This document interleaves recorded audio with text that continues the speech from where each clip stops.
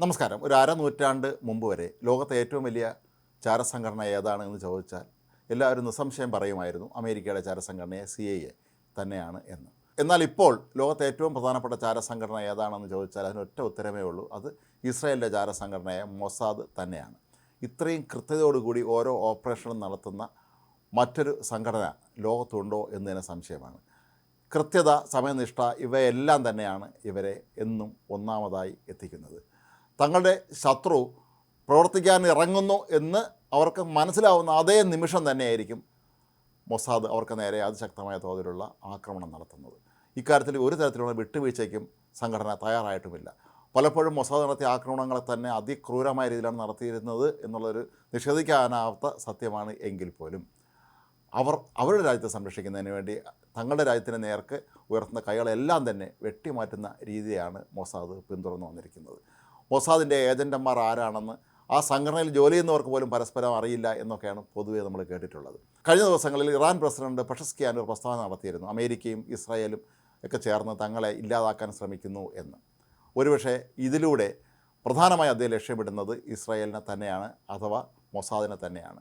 മൊസാദിൻ്റെ മുൻ തലവനായ Yossi Cohen കഴിഞ്ഞ ദിവസം ഒരു പാശ്ചാത്യ മാധ്യമത്തിന് ഒരു വളരെ വിശദമായ അഭിമുഖം നൽകിയിരുന്നു. ഈ അഭിമുഖത്തിലുടനീളം അദ്ദേഹം തങ്ങളുടെ സംഘടന എങ്ങനെയാണ് ഫലപ്രദമായി പ്രവർത്തിച്ചത് എന്നുള്ള കാര്യം അദ്ദേഹം വ്യക്തമാക്കുന്നു. ഓരോ സന്ദർഭങ്ങളായി അദ്ദേഹം എടുത്തു പറഞ്ഞുകൊണ്ട് തന്നെയാണ് മൊസാദിൻ്റെ പ്രവർത്തന ശൈലി എങ്ങനെയാണ് എന്ന് വിവരിക്കുന്നത്. അദ്ദേഹം പറയുന്നത്, എന്നും ലോകത്ത് ഒന്നാമതായിരിക്കണം ഞങ്ങൾ എന്നുള്ളതാണ് ഞങ്ങളുടെ പ്രഖ്യാപിത ലക്ഷ്യം. മൊസാദ് ഒരിക്കലും ലോകത്തെ രണ്ടാമത്തെ സംഘടനയാവാൻ തങ്ങളെ അനുവദിക്കുകയില്ല എന്നാണ് പറയുന്നത്. അത്ര കൃത്യതയോടുകൂടി തന്നെയായിരിക്കും തങ്ങളെല്ലാ ഓപ്പറേഷനുകളും നടത്തുന്നത് എന്നാണ് അദ്ദേഹം പറയുന്നത്. ശത്രു അവൻ്റെ പ്രവർത്തനവുമായി രംഗത്തെത്താൻ തയ്യാറായി കഴിഞ്ഞുവെന്ന് മനസ്സിലാക്കുന്ന നിമിഷം അത് കണ്ടെത്തി പ്രതിരോധം തീർക്കുക, അല്ലെങ്കിൽ അവരെ തകർക്കുക എന്നുള്ളതാണ് തങ്ങളുടെ ലക്ഷ്യം എന്നാണ് അദ്ദേഹം പറയുന്നത്. ഇതിനായി അദ്ദേഹം നിരവധി ഉദാഹരണങ്ങൾ തൻ്റെ സേവനകാലത്ത്, അതായത് 2016 മുതൽ 2021 വരെ താൻ മൊസാദിൻ്റെ മേധാവിയായിരുന്ന കാലത്ത് ചെയ്ത പല കാര്യങ്ങളും അദ്ദേഹം ഈ വളരെ വിശദമായ അഭിമുഖത്തിൽ പറയുന്നുണ്ട്. അസാധാരണമായ രൂപഭംഗിയുള്ള വളരെ വൃത്തിയായി വസ്ത്രധാരണം നടത്തുന്ന ഇദ്ദേഹത്തെ പലരും മോഡൽ എന്നാണ് ഇസ്രായേലിൽ വിളിക്കാറുള്ളത്. കാരണം അത്രയും സുന്ദരനായി മാത്രമേ അദ്ദേഹം പൊതുവേദികളൊക്കെ തന്നെ എപ്പോഴും പ്രത്യക്ഷപ്പെടാറുള്ളൂ. Sword of freedom, Israel, Mossad and the secret war എന്നൊരു പുസ്തകവും അദ്ദേഹം രചിച്ചിട്ടുണ്ട്.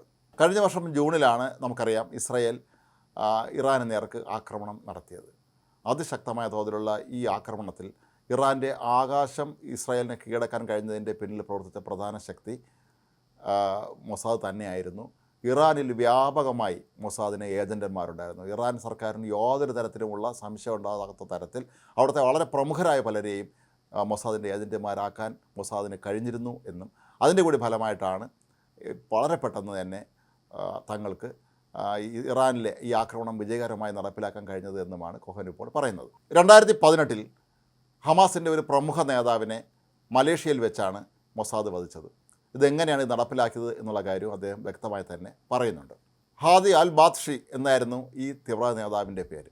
രാവിലെ ഇയാൾ നടക്കാനിറങ്ങിയ കൂട്ടത്തിൽ പെട്ടെന്ന് തന്നെ ഇയാൾക്ക് നേരെ ഒരു ബൈക്കിലെത്തിയ മൊസാദിൻ്റെ ഏജൻറ്റന്മാർ 14 റൗണ്ടാണ് വെടിവെച്ചത്.